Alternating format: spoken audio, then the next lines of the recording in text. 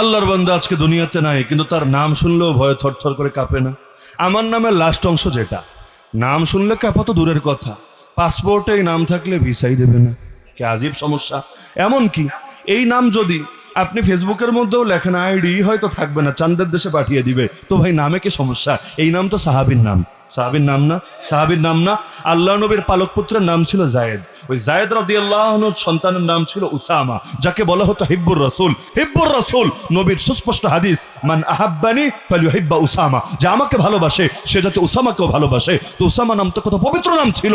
এমনকি আল্লাহ নবী তার জীবনে সর্বশেষ যে বাহিনী পাঠিয়েছেন, ওই বাহিনীর আমির যিনি ছিলেন তিনিও এই উসামা। বয়স মাত্র 18 কোঠায়, কিন্তু আল্লাহর নবী তাকে এমন বাহিনীর আমির বানিয়েছেন যেই বাহিনীর মধ্যে ওমরের মতো যোদ্ধাও আছে, যেই বাহিনীর মধ্যে সিনিয়র সাহাবীও আছে।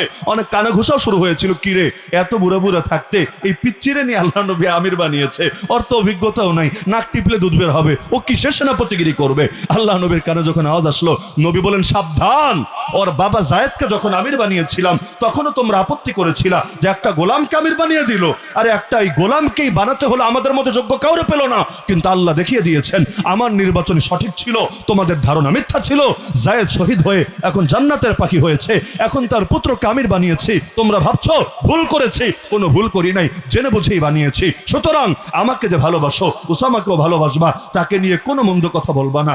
নবী সেই বাহিনী রেডি করলেন, যে বাহিনী গন্তব্যে যাওয়ার আগেই আল্লাহ নবী দুনিয়া থেকে শেষ বিদায় গ্রহণ করলেন। আবু বকর রাদিয়াল্লাহু আনহু ক্ষমতায় আসার পর সবাই পরামর্শ দিচ্ছিল, এখন যুদ্ধের টাইম না, বাহিনী ফিরিয়ে আনেন, মদিনার নিরাপত্তার দরকার, কখন কে হামলা করে দেয় ঠিক নাই, আপাতত নিজে বাঁচি, পরে বাইরেরটা দেখা যাবে। তিনি বললেন, আরে যেই বাহিনী নবী পাঠিয়েছে ওই বাহিনী থামানোর আমি কে? তা আল্লাহর নবী যে জিহাদের কাফেলা পাঠালেন, জিন্দেগির শেষ পর্যায়ে বাহিনীর আমির বানিয়ে দিলেন উসামাকে। তো উসামারা যেই মিশন শুরু করেছে, একদিকে আল্লাহ নবীর শোক, তারপর আল্লাহ নবীর মিশন নিয়ে এগিয়েছে সামনে, বাতিলের কোমরকে ভেঙে একেবারে চূর্ণ করে দিয়েছে। কিয়ামত পর্যন্ত সেই কাফেলা চলবেই চলবে, পৃথিবীর কেউ পারবে না আল্লাহ নবীর সেই জিহাদি কাফেলার গতিরোধ করতে।